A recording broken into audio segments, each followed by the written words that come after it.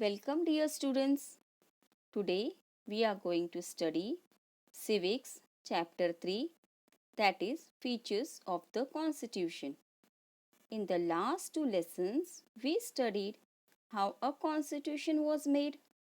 We studied its preamble and understood terms like sovereign, socialist, secular, democratic, a republic. The goals expressed in the preamble are the characteristics features of our constitution as well. Apart from this, the constitution also has other features. We shall try to understand it in this lesson. So let's learn something more about the constitution of India. Federalism. What is federalism? Federalism is one of the most important features of our constitution. But why is it one of the most important feature of our constitution? Yes, we all know that India is very large country in area wise and diversity. India is the seventh largest country in the world. So, ruling a large territory from a single capital city is not only difficult but may also lead to the neglect of some far flung areas. So, if we have a big country like India, it becomes difficult to rule the whole country from one single place. For example, suppose we had only one ruling part, that is Delhi. So, from Delhi, it would be very difficult to rule some remote place somewhere in the northern or southern part of India. So, the areas might be neglected. Neglected means overlooked in terms of development, sanitation, education, health. Facilities would not be provided to that extent at what we had today. That is why countries with large territories and huge population government is run by a federal system. Therefore, the government of India functions at two levels. The government at the center carries out various tasks. It is called union government or federal government. So the union government look after the entire country. For example, we have a union government at the center, that is New Delhi, where we have the prime minister. So the prime minister is for the whole country. The government that oversees the administration of the region that we live in is called state government. Each and every state has its own government. For example, state of Rajasthan has its own government, state of Karnataka has its own government. So, state government will look after the administration of a particular state. As we live in Maharashtra, the government of Maharashtra looks after the administration of the state of Maharashtra. The system of running the administration of a country cooperatively by government at two levels, making laws about different subjects is called federalism. So, combining of these powers help in working for the betterment of the country. Next is separation of power or division of powers. The Constitution has divided the subjects for making laws between the union government and the state government in the following manner. Our Constitution has given three lists of various subjects. The first list is called the Union List. It contains 97 subjects. 97 subject means 97 objectives or issues according to the union government which needs to make the laws. Various subjects are included in union list. It is the biggest list. Second, the state list. The state list is for the state government to legislate upon. Legislate means to make laws upon. In the state list, it contains 66 subjects. Apart from this two list, there is a concurrent list which contain 47 subjects. So, in the union list, there are 97 subjects. In the state list, there are 66 subjects. And in the concurrent list, it contains 47 subjects or objectives. Both governments can make laws on subjects included in the concurrent list. We know that both the government have power to carry out their duties at a time. If a subject comes up that is not included in any of the list, here the union government is entitled to make laws related to those subjects. So these power are called residuary powers. The division of powers in the Indian Constitution is unique. It enables the union government and the state government to bring about the country's progress by cooperating with each other. This also encourage participation of citizens in the administration of the country. That is, we have 29 states and 7 union territories. These 29 states has their own administration. This way the power is divided. Now let's see who deals with what subject. Subjects with the union government are defense, foreign relations, war and peace, currency, international trade, etc. All these subjects are covered under the union government. Subjects with the state government, or what authority the state government has got, or what rules and regulations can be applied to state government, such as agriculture, law and order, local government. Local government is both for rural and urban areas, health and prison administration. Subjects with both the government, that is employment, environment, economic and social planning, personal law, education, etc. Employment with both the government can look upon this. Economic and social planning right now in the society, you can see due to pandemic social distancing as to be maintained for our safety.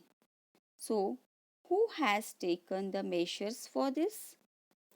That is both the government. They announces from time to time what measures have to taken in time. The union government also announces certain rules and regulations to be followed. The social planning will be followed under both the government, and education is also the subject with both the government. Let us learn about union territories. In India, there is union government, that is central government. There are 29 states, that is 29 states government are there, and 7 union territories. The union government controls the union territory. Following are the 7 union territories. First is New Delhi, Daman and Diu, Pondicherry, Chandigarh, Dadra and Nagar Haveli, Andaman and Nicobar Islands, and Lakshadweep.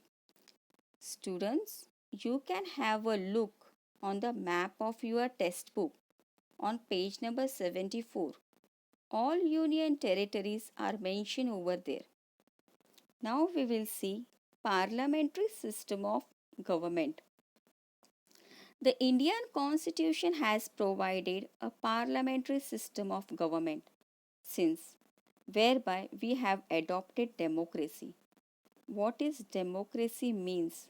The system of government for the people, by the people and of the people. That is, people's participation is there. The parliament is also called as legislature, wherein the legislature is the highest decision making body. Legislature has the responsibility of making laws for the entire country. Now, what does the Indian parliament includes? It includes the president, the house of people, that is Lok Sabha, and the council of state, that is Rajya Sabha. Since laws are made, people's representative are there in the parliament. So, president is the first citizen of India. He is also in the Indian parliament. Then in Lok Sabha, the ministers are elected as on the behalf of the representative of people. The council of ministers that runs the administration emerge from different states. So the council of ministers are answerable to the Lok Sabha for all its decision or policies they are bringing up for the betterment of the country and people. The discussion and debate that take place in the parliament is one of the great significance. So why they are of great importance? Because when they discuss about the policies or issues, questions are raised, solutions are found. So they are trying to see how beneficial for the people and to the country. Independent judiciary. Judiciary is the branch of government that interprets the law. The Indian constitution has created an independent judiciary. Sometimes there are disputes or conflicts between two people. If it cannot be resolved mutually at that time, these disputes go to court. For example, if there is a robbery and the thief is caught, he will be brought before the law or he will be punished. All this is not done by government, but it will be done by the independent judiciary. The court hears both the contesting parties, looks into the injustice if any, and gives its judgment. This has to be done impartially.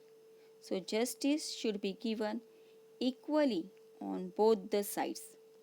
The constitution has made several provision means an arrangement to ensure that the judiciary remains more and more independent. That is, no government will have any sort of control over the judiciary system of India. President has the right to appoint the judge of High Court and the Supreme Court and not by the government. It is not easy to remove the judge from their office unless until they do anything illegally. Single citizenship. Students, we are born and brought up in India. We are residing in India. So, we are given the citizenship. The Indian constitution has guaranteed a single citizenship to all the Indians, that is, Indian citizenship. Process of amending the Constitution. We have adopted Indian Constitution in 1949 and starting functioning according to the Constitution in 1950. But from 1950 to 2020, so many changes has been there in the society. Accordingly to the passage of time, there so many things are transformed, needs to made amendment even in the constitution. For example, over a period of time, students, your syllabus also change. Your syllabus is not the same syllabus 5 to 10 years early. So, similarly, change in the amendment also required it. There are provisions which been there for amending the constitution due to changing circumstance. The procedure for amendment is specified in the constitution itself and it is unique. Why is it unique? Because it is neither too difficult nor too easy. For example, voting age to cast of vote is 18 years. If a person has completed voting age or his or her name is in the voter list can cast a vote. But this age was not 18 years way back, it was 21 years to cast his or her vote. Then amendment was made accordingly to provision that age was reduced 21 to 18 years of age. So more scope has been provided for giving more consideration and thought to important amendments. Amendments means certain changes in the constitution of India from time to time. Let's learn about election commission. Election commission, you must have read about election commission in the newspaper, right? Since India has adopted a democratic form of government, people have to elect their representatives periodically. So elections are conducted to elect a representative. Elections have to be conducted in the free and fair atmosphere. Only then will the citizen be able to elect a candidate of their choice without any fear or pressure. If the government were to conduct election, there might be no guarantee to such free, fair, and just atmosphere for the election. Hence, the Constitution has entrusted the responsibility of conducting election to an independent machinery. This machinery is known as Election Commission. The responsibility of conducting all elections in India rests with the Election Commission. So, in this picture, you can see the Election Commission of India is a separate machinery which operate for the election to be conducted in India. So, students, what do we learn in this lesson? In this lesson, we have learned about federalism, separation of powers. We learn about the different subject in union government, state government and concurrent list, as well as about union territories, parliamentary system of government, independent judiciary, single citizenship, process of amending the constitution, and the last most important is the election commission. So, the Indian constitution has some important characteristics features. In this chapter, we have studied only some of the important features. Another important features of our constitution is the exhaustive provision of fundamental rights. We shall study this in the next chapter. So, till then, keep safe, learn well, and thank you.